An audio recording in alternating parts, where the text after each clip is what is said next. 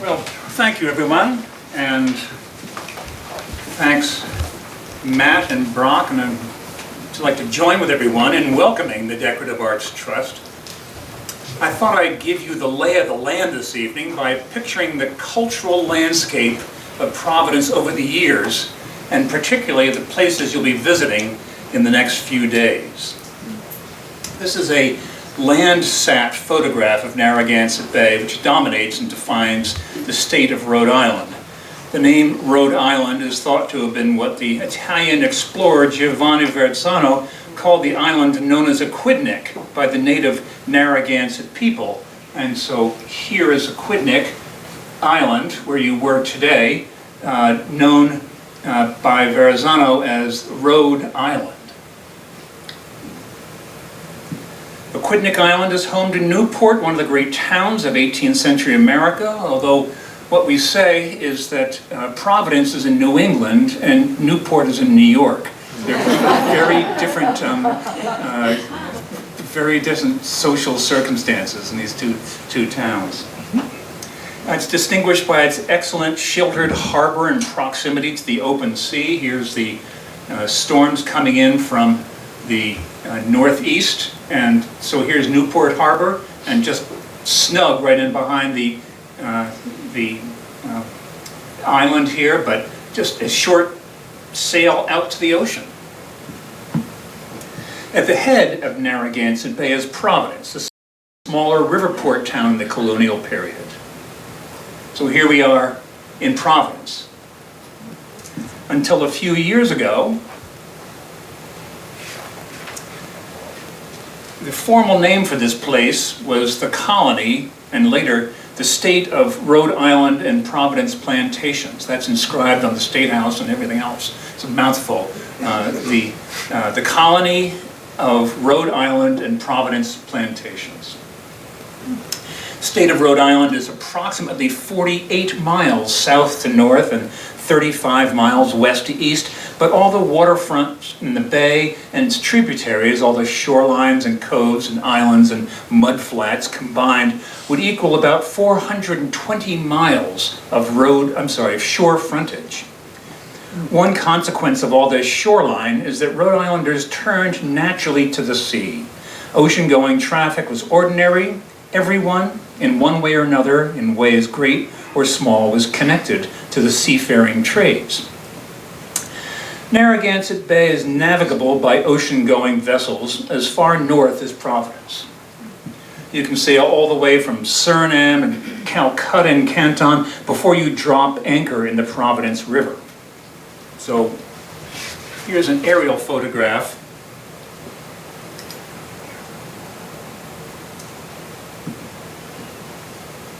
of Providence and the Providence River. It's a little out of date. Here's the Providence River. This is the Blackstone Seekonk River. Since this photograph was made, have straightened out the interstate, so it goes straight across now. But you get the idea. Here's where you can sail all the way from the seven seas until you hit ground. And that's where Providence is. It was here that Roger Williams settled in 1636 on the run from the Massachusetts Bay Colony for his heretical views about religious liberty, and where he welcomed other religious dissenters to join him. The west side of the river was then mostly mud flats, but the east side made for a good harbor, and this is where the town grew up. In 1790, 154 years after Roger Williams had settled here, a college student named John Fitch drew a map of the town, now in the collection of the Rhode Island Historical Society. The orientation takes a little getting used to. It's a two-dimensional plan or outline looking straight down on the riverfront and the town streets and the bridge at the head of navigation. So here's the harbor with the ships in it and the drawbridge across to the west side. And then he illustrated this map with a with the little elevations of buildings and ships at the riverbank wards. John Fitch's map is a great document of late 18th century Providence because he paid great attention to the built environment, detailing exactly where the ships were docked and the buildings were sited and how many stories tall they were and how many windows they had, and so on. We'll close in a little bit here and look at his little sketches of things in town. For well over a century, the principal thoroughfare, then called Town Street, now called Main Street, ran along the riverfront. So here's Town Street, now Main Street. Here were the shops, residences, warehouse, wharves. At the narrowest point of the Providence River was a drawbridge over to the west side. Right? This is the drawbridge. And in this place, the town, following the example of the more prosperous Newport, in 1773 built a brick market house where the goods arriving by sea and livestock, produce, and lumber from the hinterland were sold or bartered. So here is the bridge, and here is the two-story market house next to it. A few years in his map, John Fitch pictures the market house as a two-story building. And a few years after he made his map, the building was enlarged with a third story. So here's the market house today, about which you will be hearing more this weekend. Anybody who has traveled in England or Northern Europe recognizes these market houses. These were not windows in the 18th century. These were open arches, and you would go in there with your wheelbarrow full of cabbages to barter for, lumber or something. And it was just as well that it got a third story, because this is where James Kidder took refuge during the Great Gale of 1815.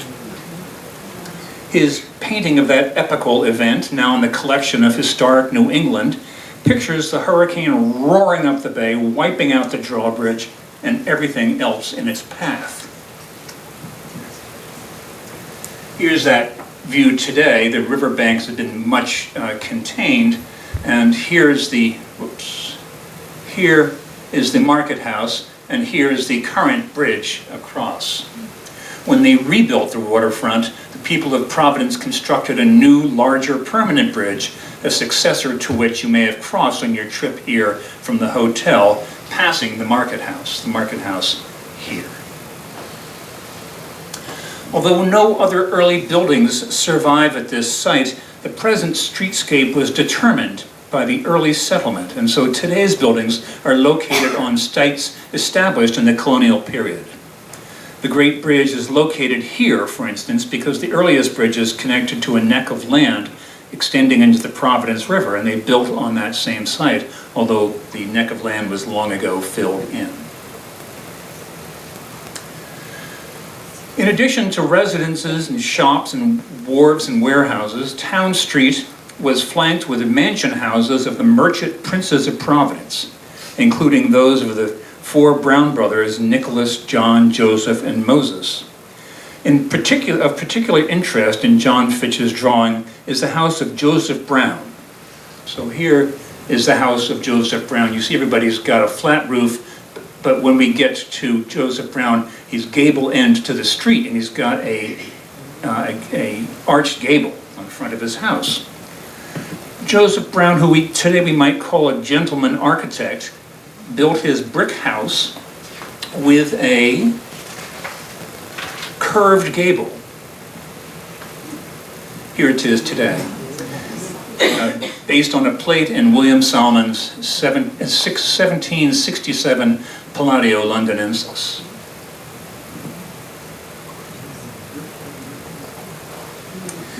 The Brown brothers each owned a desk and bookcase made in the third quarter of the 18th century and carved with those distinctive Rhode Island shells. It was Christopher Monkhouse who pointed out the similarity in appearance of the pediment on Joseph Brown's 9-shell desk and bookcase, now in the collection of the Rhode Island Historical Society, to the gable of his brick house. So there's the brick house. with a gable and little shoulders, little boxes on the side.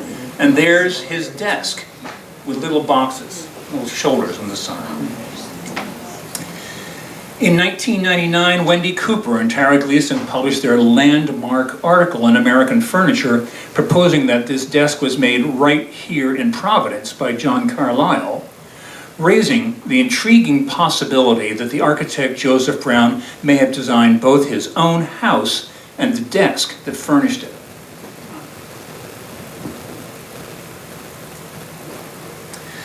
Nicholas Brown lived across the street from his younger brother Joseph.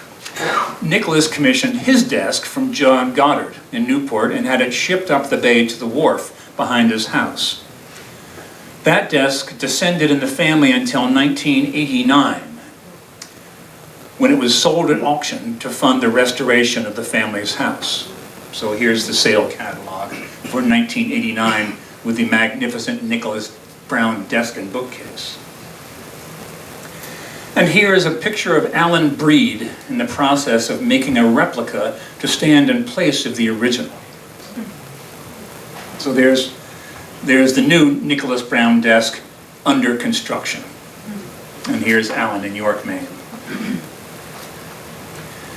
The elegance of their fine houses and furnishings remind us that the four Brown brothers were among the most prosperous merchants of 18th century Rhode Island.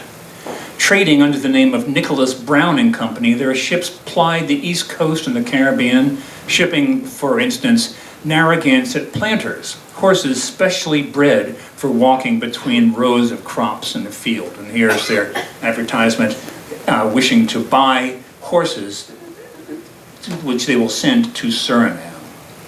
Few likely Suriname horses.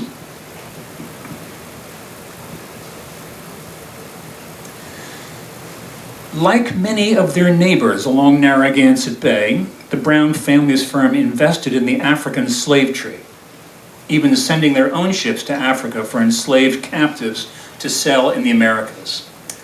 Although the Providence economy did not support a large workforce of enslaved people, there was never the kind of slave market here that there was in other colonies. In the colonial period, some enslaved Africans were owned by white families in Providence with whom they lived. One such person is named Yarrow. He's known to us today only by his gravestone in Providence's North Burial Ground, one of a number of slate markers there that document people of African ancestry in the 18th century Rhode Island. The inscription on Yarrow's stone reads, "Here lies the body of Yarrow, an African who after a life of strict integrity resigned his soul to God, April 7th, 1786, about 60 years. And then scriptural verse, Matthew 25:23, "Well done, good and faithful servant, enter into the joy of thy Lord. An honest man is the noblest work of God."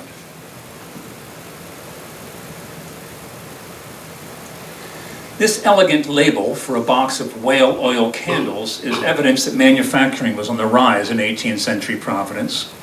The Brown family's candleworks was one of a growing number of manufacturers on the waterfront and on the newly developed west side of the river.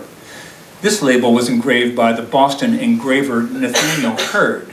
You can see he's got a wonderful whale here, and a whale boat, and a great cartouche, and not only spelled out in elegant font in English, but then again in French. And he signed his work, Nathaniel Hurd did, at the lower right. So if you will look down in that corner, there's his signature. And if you don't want to look down in the corner, we'll enlarge it here. Nathaniel Hurd sculpts it. In the 18th century Rhode Island, in the 18th century, Rhode Island, and particularly Newport, supported some decent Boston-trained silversmiths. But the Browns' decision to use Hurd for their engravings suggests how regular it was for Rhode Islanders to conduct business in other places. A journey to Boston that would otherwise go overland on 50 miles of bumpy roads presented no great challenge in a riverport town a few hours' sail from the open ocean.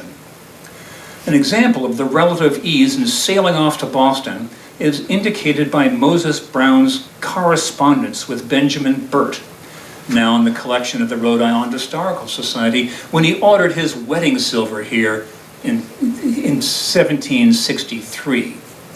Here, for instance, is Moses Brown's cream jug, now in the Clearwater collection of the Met. This is what he ordered from his home right here on the east side of Providence, 1763. This is his account book, and it's a little rough to read because he just made this note for the clerk, who then transcribed it in an elegant hand. There was no spell check and no typewriter, and so handwriting was everything. If the clerk got it wrong, it was untold pain for somebody sending the wrong thing or nothing at all. So we only see the rough draft here. We don't get to see the final copy, but you can make it out. It says, Providence, August 19th, 1763, Mr. Benjamin Burt, sir. I want 1 tankard, 6 porringers, teapots, pint cans, cream pots, pepper casters, 1 dozen table and 1 dozen teaspoons, 1 pair of tea tongs made in the neatest manner and in the same fashion of those that you lately made for Mr. Jabez Bowen of this place. Please advise me at the first opportunity when you can have them completed, and I will order the marks and the arms and also the money paid to you by Henry Lloyd, Esquire. That is his agent in Boston who handles the money. I depend on the work being done in every respect as if I were present. So he thinks nothing of going off to Boston and sending his note off to Boston. This is what happens when you live in a seaport town where everybody is accustomed to going off on a ship and doing things. Burt's letter in response to Moses Brown is dated 3 days later. Mr. Brown, sir, Boston, where are we here? Boston, 22nd August 1763, Mr. Brown, sir. I received yours direct post and can make you the plate therein mentioned in 4 weeks or less, which you may depend on having done in the best manner. You'll please send directions for the engraver soon as is convenient, that he may be engraving some part whilst the rest is finishing. I am, sir, your obedient, humble servant, Benjamin Burt. How's that for a turnaround? 3 days later, he's saying, yep, 4 weeks for your entire wedding silver, not a problem.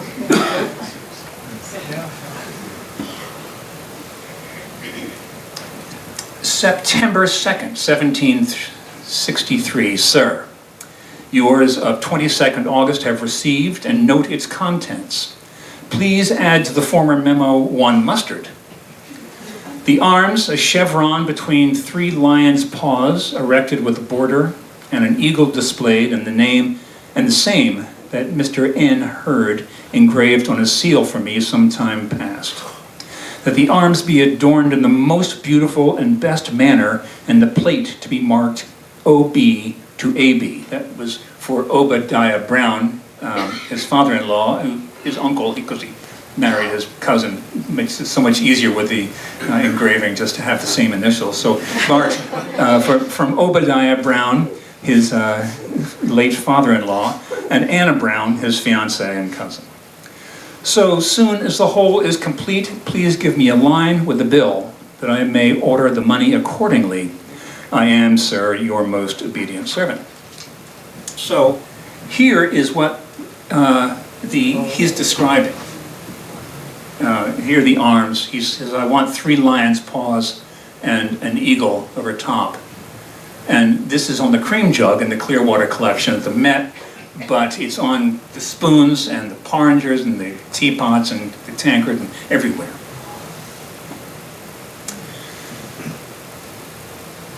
Boston, 26 September 1763, Mr. Brown, sir. I have finished your plate. Mr. Hurd has 1 piece left to engrave, and when done shall send with the rest direct, first opportunity, agreeable to your directions, having closed your account, and remain, sir, your most humble servant, Benjamin Burt.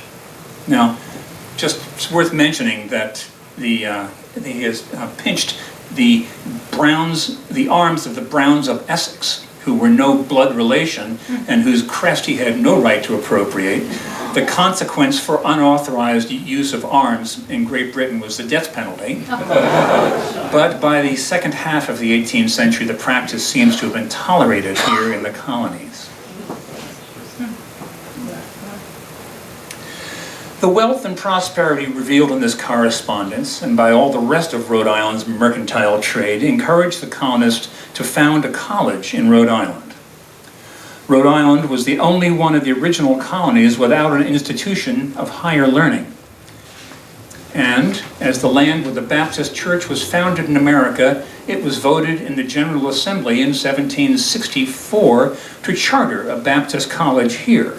And that's what we see up this road, all by itself, an academy building, a Baptist college. An obvious location for the school was the dominant town of Newport, but by the 1760s, other seaport towns were rising in stature, and in 1769, a competition was held to see which of the competing towns would secure pledges for the most cash, goods, or services to build a permanent home for the nascent college. Providence prevailed, and construction of a college edifice began in 1770 in a sheep pasture on a hill well removed from the center of town. Today, we call this College Hill. That can't be a surprise to anybody who came here in a bus from the hotel. You wondered if you were in San Francisco or going up straight up College Hill.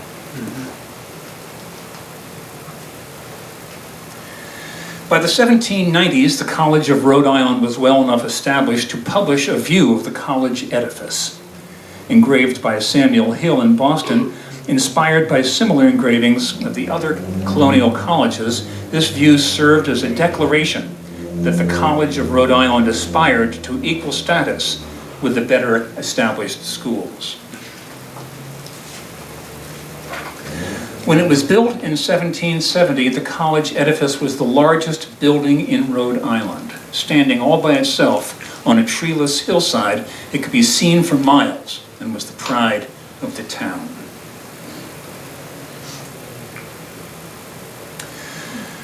Those of you who are familiar with the 1983 exhibition of schoolgirl needlework in Rhode Island will recognize the distinctive elements of some prominent building chosen by a girl to take the place of pride in her Providence sampler. In her 1786 embroidery, now in the collection of the RISD Museum, Nabby Martin chose the Rhode Island State House, which served that function until 1902, as you will hear more about this weekend. So here's the Rhode Island State House, and it was not superseded until the early 20th century, as you will soon be hearing. Nabby also chose to picture the college edifice, shown here with a meager 3 stories instead of the actual 4. So, ran out of room. But with the admonishment, which I never get tired of quoting to my students, to colleges and schools you youths repair, improve each precious moment while you are there. And also the title of the exhibition, which I enjoy admonishing my students, Let Virtue Be a Guide to Thee.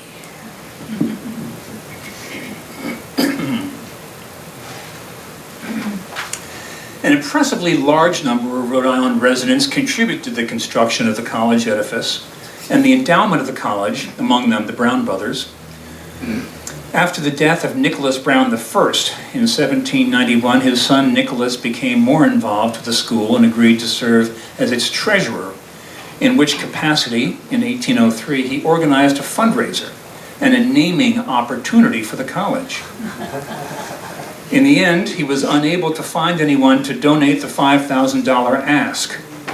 And after a year, he gave up and donated the funds himself, after which the college was named Brown University.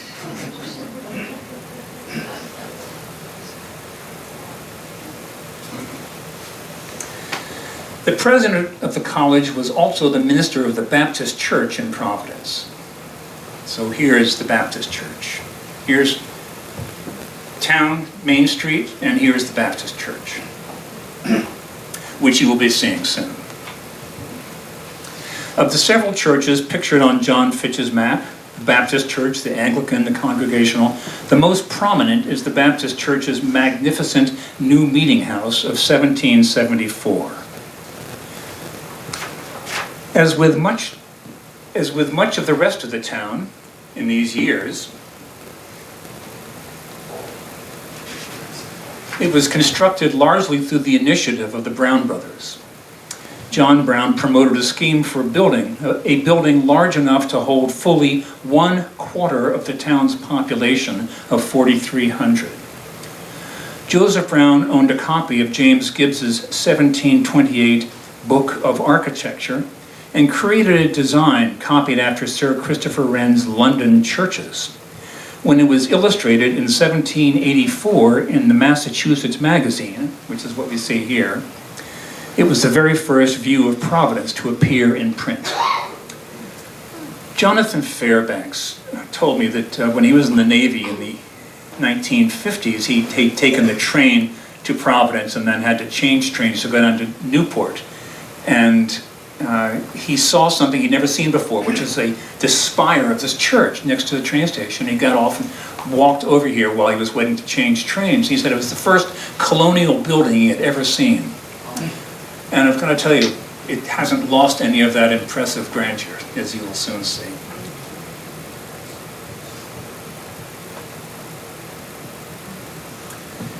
Here it is, and across the street from the Baptist Meeting House was the house of Avis Brown, now the location of the Providence Art Club, which you will also be seeing.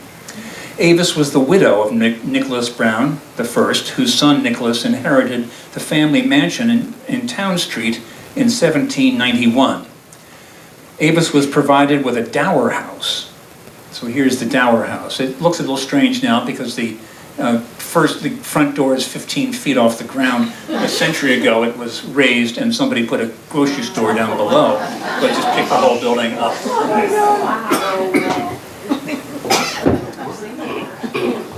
So there's her dower house in a middling building next to the Baptist Church. And here we are from the other side, looking down the hill, and here's Avis's house up in the air, and the Baptist Church here, right?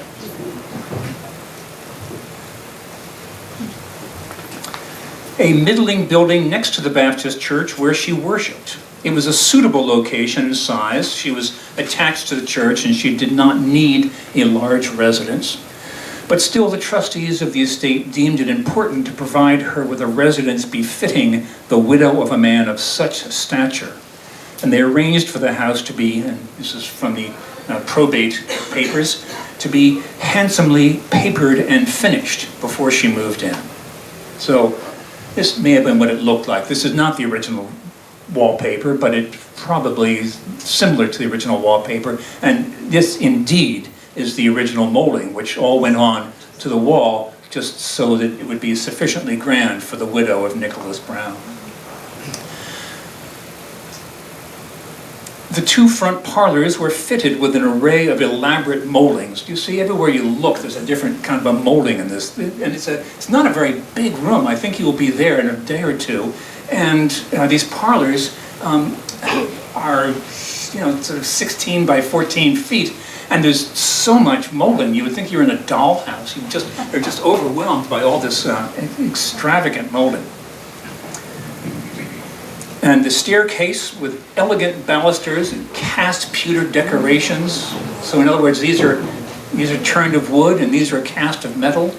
So they really souped up this house for Avis to be an elegant place for her. The showpieces of the house were glorious two-story mantelpieces based on Salmon's Palladio Londinensis. Now, the great big fancy residences in town had mantelpieces like this, including the house of Joseph Russell, just around the corner on Town Street, although its woodwork was removed in the 1920s and sold to the Brooklyn Museum. So here is the woodwork which was once Avis's neighbor and is now in Brooklyn in a period rooms in New York. The formerly modest parlors in Avis's house had now become sufficiently grand that 18-year-old Hope Brown was married there in 1792.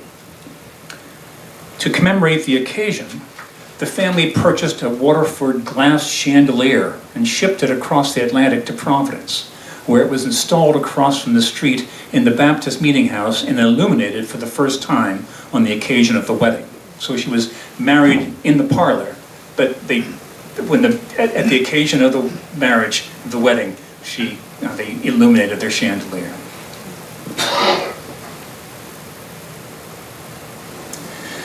After the American Revolution, the influx of wealth brought about by global trade allowed the merchant princes of Providence to move out of the increasingly crowded business district on the riverfront and up to the newly fashionable slope of College Hill. So here is Main Street. Here is a new street cut through for the benefit of those people who didn't want to be stuck down there with mud and fish heads and markets and everything that goes on the waterfront. So this new benefit street was for the benefit of those people who wanted to not be down in the busy, dirty part of town. And that's where John Brown built his house. He was the first one.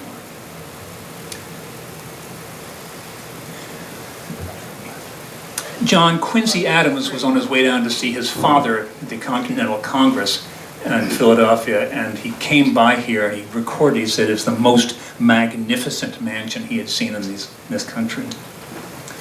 So this magnificent mansion of 1785 you'll be seeing and hearing more about.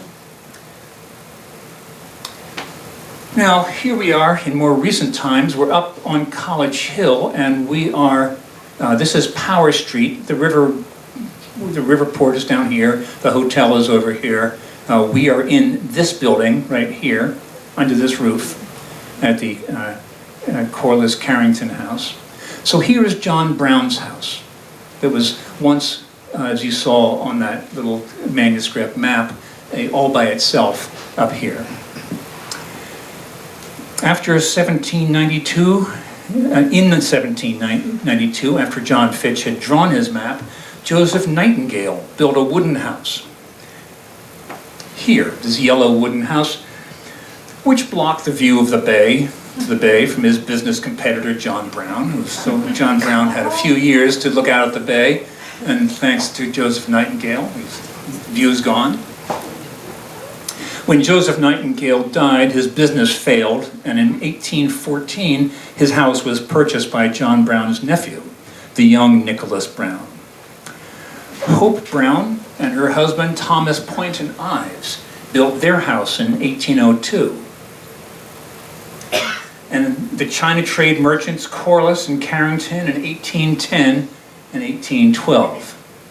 So here we are.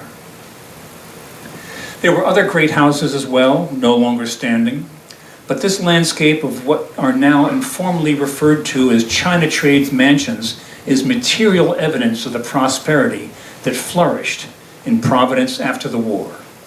By now, Providence, whose ocean-going port outgrew the riverfront and expanded to what would become known as India Point after the flotilla of ships now engaged in global trade, while Newport, with a smaller harbor and limited hinterland and a legacy of war damage after the occupation by British troops, receded in prominence. When Chester Harding portrayed Nicholas Brown in 1836, he pictured a river flowing to the sea as an allegory of the shipping and trading that brought such wealth to the Browns and to Providence. By the turn of the 19th century, textile manufacturing had become the new source of wealth. In New England, Moses Brown had sponsored Samuel Slater when he established a spinning mill just upstream from Providence in Pawtucket. And soon the region's rivers supported numerous factories. By about the time that Nicholas Brown's portrait was painted, the Brown family firm had sold the last of their ships and poured that money into manufacturing. Providence, located at the head of navigation and with easy access to the mills, grew rapidly. And as you can see in this 1818 view by Alvin Fisher in the collection of the Rhode Island Historical Society. There's Alvin. You see A. Fisher, 1818. Fisher pictured the town from across the cove above the Market House Bridge and the now well-developed west side. So here's another closing in a little bit on that painting. It's a little unfair to see this so closely. There's just a little bit of crackle on the painting, and I don't think Alvin Fisher intended us to sneak in this close for a look, but as long as we are, we can see the cove was subsequently filled in and developed. It was rapidly becoming an open sewer. The area is now the site of the train station and the Rhode Island State House. Fisher's painting reveals that the college edifice is no longer all alone on College Hill. So people were making fun of the College of Rhode Island for building up where no one would ever go on top of this hill. And now everybody's changing their mind and they're all moving up there with the university. Here's the Market House, right? And here's the bridge.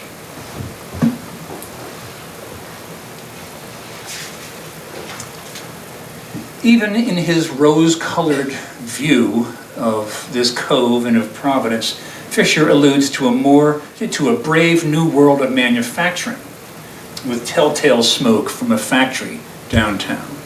So times are changing.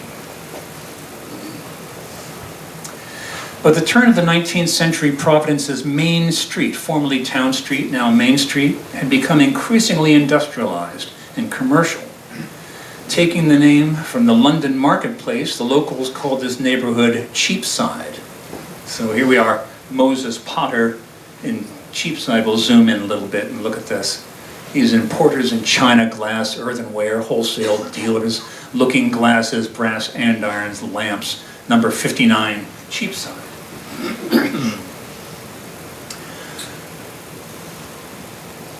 It was home to a warren of craftsmen and artisans, several of them metal workers, clockmakers, tinsmiths, pewtersmiths.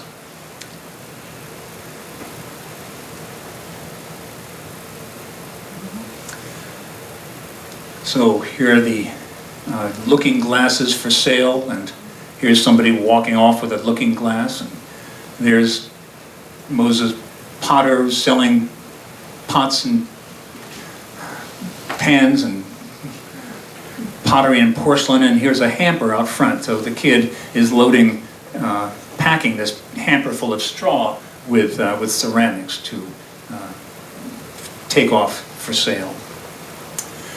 So one of these metalsmiths was Jabez Gorham, who set up a silversmithing shop, about whose legacy you will be hearing more. But for now, spoiler alert, Jabez was successful. So here is Gorham Manufacturing Company. His Cheapside shop expanded to occupy an entire block looking easterly up to College Hill from the river. Here we see the Gorham factory in the 1880s before it moved to South Providence. In the rear ground is the steeple of the First Baptist Church.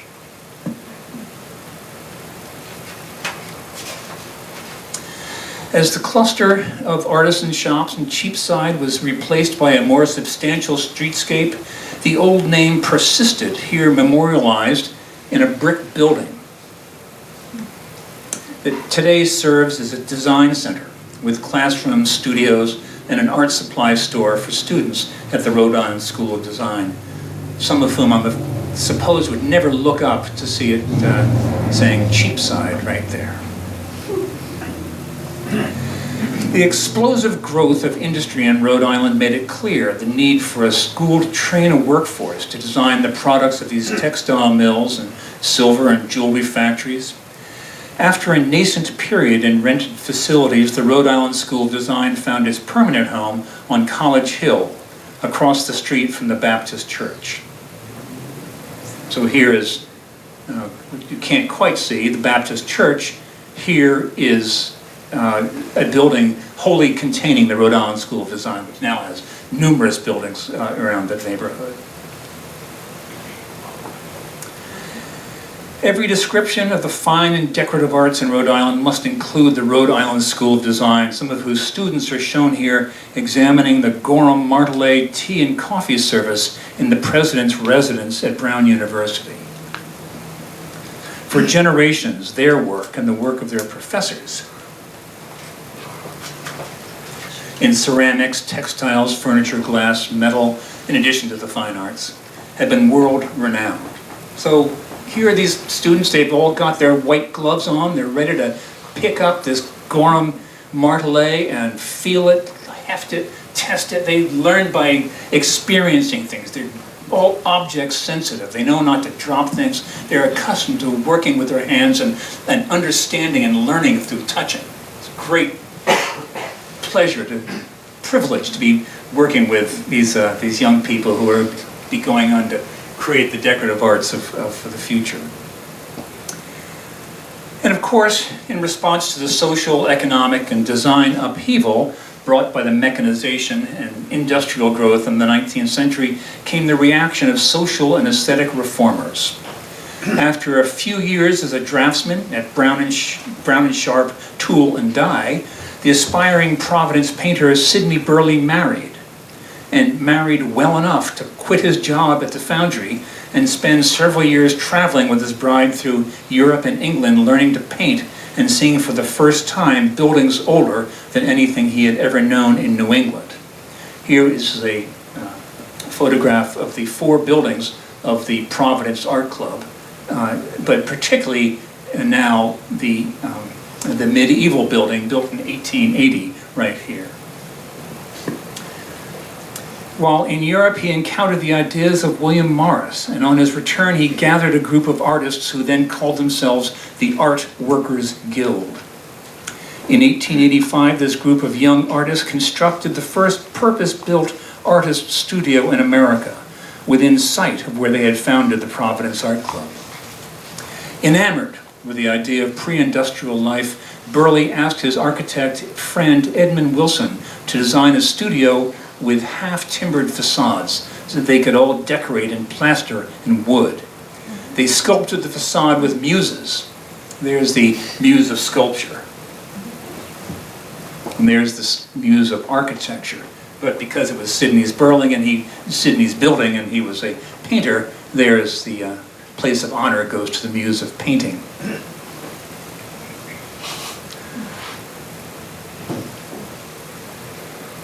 And also a portrait of Sidney himself, right here in a tam o' shanter. And because this was the house that Jack built, in other words, all these guys were building this house with, and I call it a house, but of course it was studios, and it was never a residence. But because their friend was building this medieval house for himself, they said, oh, this is the house that Jack built. And then they got out there and sculpted that into the cement and the plaster. So this is the house that Jack built. Here's the corn. Here is the rat that ate the corn. Here is the cat that ate there. Am I the only one who had to learn this when he was 6 years old? Here is the cow with the crumpled horn. So they just went across, having the time of their lives out on the staging, working on this thing. And never mind the gargoyles, the grotesque figures. These are not just tacked on here. These are the beam ends. This is what holds up the second floor of the house. These are the joists. Upon its completion, it was illustrated in the American Architect and Building News, although in black and white, and this slide shows a page that was later watercolored. But there's the Fleur-de-Lis studio as it was published in 1890. In his 1996 article about this building in the Journal of the Society of Architectural Historians, Edgar Kaufman quoted a 1942 interview with Mrs. Burley recalling how this workers from the Gorham Silver Factory walked up the hill on their lunch break to see the building under construction and watched in astonishment as the artist hung from the scaffolding and sculpted their fantasies in cement and carved them in wood. Sidney Burley bequeathed the Fleur-de-Lis studio to the Providence Art Club, which continues to use it for its original purpose as artist studios. Nothing says the decorative arts in Providence like the Fleur-de-Lis studio, the evidence of creativity, originality, gleeful expressiveness it presents to the street seems like a good introduction to the glories that await you this weekend at the Providence Symposium. In closing, I'd just like to say again that across the centuries, Providence has produced all manner of decorative arts, from carved gravestones to schoolgirl samplers to the spectacle of the fleur-de-lis. Its artisans and crafts workers have furnished the town with the best of decorations. One such person was the 18th century silversmith Saunders Pittman, whose gravestone in the North Burial Ground neatly describes the life of an 18th century silversmith. Sacred to the memory of Mr. Saunders Pittman Goldsmith, who finished a long and useful life on the 13th day, thank you, everybody can see this better, but 15th day, sorry Saunders, on the 15th day of August, 1804, in the 74th year of his age. His works were useful, standard weight, and pure, but still his virtues were applauded more. So how's that for an obituary? The silverware he made in his long and useful life was standard weight and pure, but his more important characteristic was his virtue. So speaking on behalf of the virtuous goldsmith and all the artisans and craftspeople and makers and patrons of the decorative arts over the years, welcome to Providence.